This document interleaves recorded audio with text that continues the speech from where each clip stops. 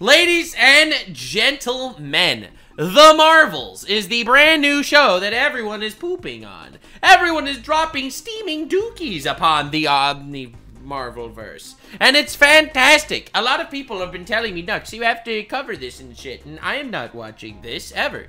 So the Critical Drinker made a video, the Omniverse, the absolute state of the MCU, and we will be jumping into it because this man likes to go raw, no rubber, and steaming dukify the shit out of it. He is not going to pull his punches, and that is exactly the type of review I want to see. I don't want to see a review of someone sitting there and being like, well, the plot is a little bit weak. I want people to rip it asunder. So we are jumping right into it, baby. Times have changed. 4 years ago, the original Captain Marvel catapulted its protagonist into an MCU at the very peak of its popularity and influence, where every single movie they Interesting way to preface it, right? The last Captain Marvel was in between Endgame and Infinity War. Like, it was legitimately at peak popularity. Now we're looking at a post-apocalyptic world where Marvel's shit turned out was a guaranteed smash hit. Captain Marvel herself was widely tipped to become the next Tony Stark, the new face of the brand, the character that was going to lead Marvel into the next decade and possibly beyond. That didn't happen at all. I don't know any superhero that's as hated as Captain Marvel. But it turns out a lot can happen in 4 years. The MCU is now a faltering and tarnished brand with a string of failed movies and TV shows in its wake, increasingly alienated from its own fan base and openly mocked and ridiculed by a mainstream media that now Listen, that's what happened. That's what happened. Smells blood in the water. While I love the dilapidation of the MCU. It makes me so happy. A lot of people hate it. I'm just so happy. It's just people drinking their failures. They've literally built their failures. They've made their bed, and now they have to lie in it, and it's glorious. Captain Marvel herself has become kind of a sad, embarrassing mistake, ostracized from the rest of the MCU and restricted to a handful of meaningless cameos to remind people that she even still exists. As the years went by, the contractually obligated sequel was repeatedly delayed, rewritten, reshot, and dogged by rumours of problems on set, conflicts with the studio, and trailers that desperately tried every trick in the book to generate some kind of interest in this movie. But just like a giant— damn! I didn't realize it was that bad. I didn't realize that they had to like reshoot and they had to revisit and they had to restructure different scenes. That's humiliating and I love it so much. Bro, I'm just saying, if you look at superheroes of the modern era, every single successful one does not come out of the homogenized bargain basement bullshit Disney churn out literal garbage dumpster. It's all actually coming from alternate studios. Spider-Verse was a smash hit. It was so good. Invincible, The Boys. Like, these were actual great shows because they did not follow the generic garbage formula that is clearly not working. I am excited for a future that you cannot just rely on the formula and this standard, and you actually have to come up with something of relative new or emotional depth. In post-kebab turd, Marvel could only hold it in for so long before it finally had to be squeezed out into the worlds. And the best thing is, they absolutely and positively knew this movie was gonna fail. There is no way they thought it was going to succeed after they saw all of the last failures. I feel like they were just in too deep and they had to make it and just cut their losses and release a steaming pile of shit just because at least they'll recoup some of their losses. Not their reputation, but at least some of their losses.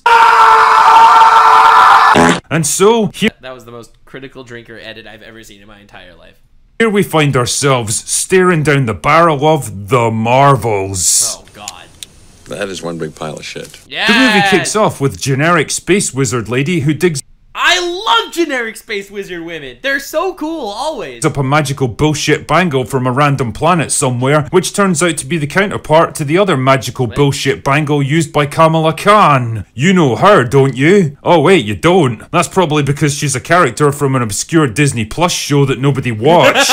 Speaking of obscure characters from Disney Plus shows that nobody watched, Monica Rambeau is now working as an astronaut for Saber, and she's got the power to go flumpy and pass through solid objects. Yo, flumpy power? Ain't no way. after getting a spell cast on her by Scarlet Witch. Fuck me, this is getting convoluted already. Anyway, the system of magical bullshit space portals that everyone apparently uses to traverse the universe are starting to act kind of weird, so the whole— I love the plot. I love when they come up with plots like this every single time. It's like, yes, WandaVision, yeah. But when the whole plot...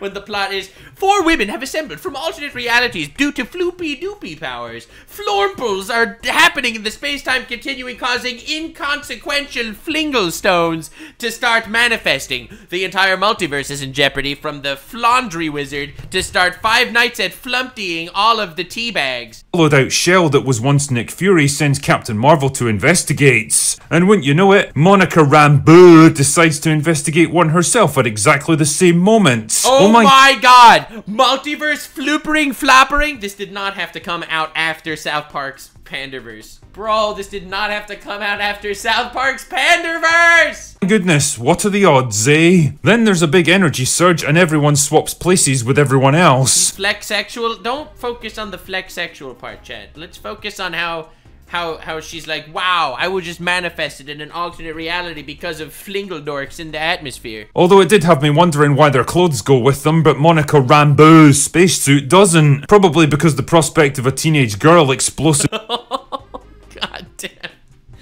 I love him picking out his little issues. Yes. decompressing on our screens would have turned it into a very different movie, but whatever. The point here is that all 3 of our diverse heroes are now quantum entangled, so if 2 of them happen to use their powers at the same time, they'll magically swap places. Well, when it— Is that not the worst plot you've ever heard? Harry Potter fanfiction is better than this. I'm just saying. It's convenient to the plot, at least. Why does this happen? Don't know. Just consume product and then get excited for next product. That's what Anyway, much hilarity ensues before the 3 of them figure out that all of this is being orchestrated by generic space wizard lady, who's actually a— I absolutely love that. That's the best. That is the best. Oh my god, it's because of the space lady. Yes! Kree fighting to save her homeworld from extinction after Captain Marvel triggered a destructive civil war by destroying the AI that was keeping everything running. And that So it's all her own fault.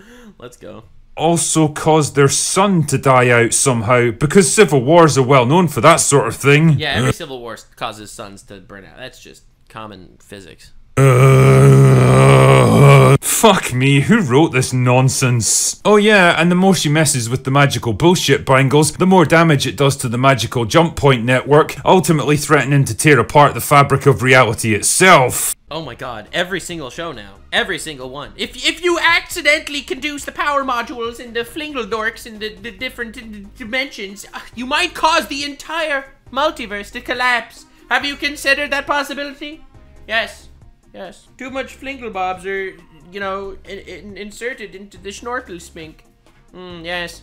Are you aware that if a penis enters a vagina, it could cause a universe somewhere else to explode? Bet you didn't know that. Well, the reason why I'm not having sex isn't because I'm a loser spitting at my screen on my computer all day to make a living. No, the reason why I don't have sex is because I'm preventing alternate universes from literally dying. You're welcome. Oh my goodness, another Marvel movie about a giant scary space portal that has to be closed before it destroys the entire universe. Is it just me, or is that plot not threatening anymore? I feel like that whole plot line of, well, if I do something, it'll cause the multiverse to collapse. Isn't that just boring as shit at this point? I feel like that plot line is the most inhuman, emotionally detached plotline you could possibly come up with, and it's everywhere! Truly, their imagination knows no bounds. Damn. So the 3 diverse women have to learn to work together to stop generic space wizard lady from destroying the multiverse or something, while Nick Fury contends with an outbreak of alien cats on his space station. And then they seal the portal, but oh no— He probably meant that seriously. That didn't happen, right? No. Oh, Monica Rambeau gets stuck on the other side in a different reality where Beast from X-Men shows up for some reason, and her mum that most people forgot even existed is apparently still alive. No way! And that's it, that's the plot for the Marvels. No way, that's so awful! I hope he's joking! Chat, tell me he's joking! That's awful! That's the plot! Oh, Lord have mercy. This is just travesty. God damn. Fuck. You know when you bump into some asshole who made life miserable in high school that you haven't seen in like 10 years, and no, you notice that would mean I would need to go outside, and I don't do that. Going outside is for bitches. they're wearing faded jeans and a sweat-stained t-shirt, they've gained 50 pounds and smell vaguely of cheap booze and stale urine, you might have imagined you'd feel some kind of satisfaction in the knowledge they've failed so spectacularly, but instead all you experience is a lingering sense of sadness and pity. Well, that's kind of how I felt watching the Marvels. Oh my god! Man spent a full 60 seconds on that analogy! 105 minutes of absolute direction. When you had a bully in high school and you meet them in real life and then they're just, you know, fucking Boogie 2988 and it's like, oh, well that's just kind of sad now. Passionless, unfunny cringe, awkwardly chopped and spliced together from what I assume was once a much longer cut, and shuffling embarrassingly onto the screen like even it knew how shit it was and just wanted to get the whole painful experience over with as quickly as possible. And in a lot of ways, it really wasn't the film I imagined. I expected some defiant last stand against the armies of haters just waiting for it to fail, a production bloated by I love how like brain dead they are, to the point that they didn't even think of including, you know, something at least slightly countercultural. Like, they're getting so much shit for just being the same story retold again and again. I feel like they could have done something a little bit hinting to not being the same as every other Marvel movie. Ego and consumed by bitterness, well aware of its And then you know these guys are all sitting around the table and being like, why did Spider-Verse succeed when the Marvels failed? I know why. Misogynists. Possible position and determined to go out guns blazing. Instead, what we got was a weirdly small, unambitious, almost apologetic kind of film, half-heartedly going through all the old Marvel tropes, but knowing how— I think it's because they knew that they failed. They knew that it had no chance of succeeding. How trite and predictable they've become. A film made by a studio that's lost its confidence, lost its magic, lost its way. I mean, on the plus side, the obnoxious preoccupation with tearing down some imagined patriarchy and proving how Captain Marvel could do everything better than the boys that blighted the first movie is more or less absent here. I never got the sense that the film was trying to push any particular agenda or preach to me about social or political issues, so that makes a nice change from Marvel. You've got to do better, Senator. You've got to step up. Kamala Khan is mostly pretty likeable throughout the film, and I think a lot of that comes down to Iman Vellani's performance. You can tell she's having a lot of fun and she's excited just to be there. Oh, I feel so bad whenever I hear of someone does something like with their whole heart and because they love doing it and they're the sparkling gem of an otherwise absolutely atrocious movie. It just makes me sad. Shit, man, even Brie But anyway, she made millions, it's okay. Larson gets to show a bit of personality for once. She's not going to be winning any Oscars for this one, and there's times when those behind-the-scenes tensions seem pretty obvious in her performance, but generally she comes across as far more human and likeable than she did in her first movie. The direction from Nia— slightly more human characters! They almost made a human this time, guys. They almost made a character actually have some sort of emotional significance. DaCosta is generally competent enough, apart from some truly reprehensible CGI that probably wasn't her fault, and one or two of the early fight scenes with constantly switching characters actually border on fun and imaginative. But the problem is they're overshadowed by the movie's massive writing and editing flaws. The character swapping thing was clearly a response to Captain Marvel being overpowered as fuck and needing some way of limiting her abilities, which really smacked— They needed the literal plot to take her down a peg because they made her too strong. That's rough, buddy.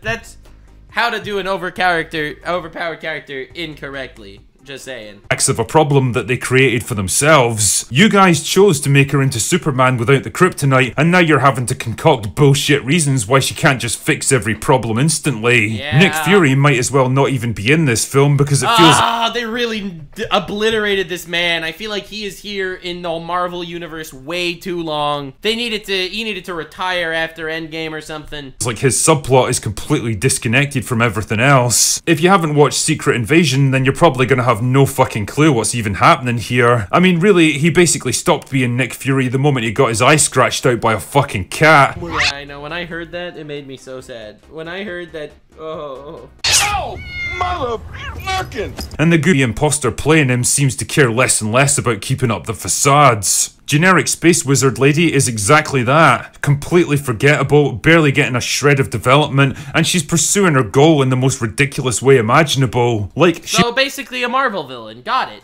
She basically wants revenge against Captain Marvel for destroying her people, and she does it by hurting the people that she cares about, but there's nothing to— Oh god, dude, can you come up with a more generic villain? Please, please! There are so many good ideas in the comics that they could reach for, right? It doesn't need to be, because you have hurt my people by accident, I will take away everything you love and also accidentally wipe out the multiverse! Yeah! to prevent Captain Marvel from doing the exact same thing again. The quantum entanglement thing wasn't something she was even aware of until later in the movie, which means there would have been absolutely nothing to stop her. You can really tell that this film was butchered in the editing room too. Characters magically teleport from one location to the next with nothing to link them together, and I'm not even talking about the stupid rough. bangle thing either. They just show up wherever they need to be. Potentially interesting character arcs and relationships are barely hinted at, and then resolved with— This just sounds like such a mess. It's like, I feel like they didn't do anything right. I prefer, okay, incredibly hot take with nuxANOR. I prefer a movie that's incredibly bad than a movie that's just boring and messy and pointless and soulless. Because if it's really bad or really janky, then you can make fun of it, you know? But if it's just incessantly boring and just done messily, you don't even get the fun of making fun of it. You're just kind of sitting there. Poor Moist Critical couldn't even get his review to 8 minutes. Couldn't even get mid-rolls on his review of this show. That's how much of a nothing burger it is. With no real explanation. Like, one of the big sources of tension between Captain Marvel and Monica Rambeau is that she never visited her after her mother died because she triggered a Kree civil war and was apparently trying to fix it, but there's nothing to suggest that— That's the point of tension. The lady that's saving the universe didn't take time out of her day to visit her and say, oh, I'm sorry your mom died. she actually tried to help them in any way. I mean, with all her godlike powers and abilities, she basically could have fixed most of their problems overnight. Or for example, imagine I guess she's a bitch inverse too. Oh lord. if Kamala Khan realized the woman she'd looked up to as a hero was actually a bit of a monster responsible for millions of deaths. What might that do to their relationship and her perception of her? Would it trigger a crisis of confidence? Maybe teach her to rely more on herself than putting others on unrealistic pedestals? Yes. Fuck knows, because the plot barely even addresses No, stuff. that feels like that's exactly the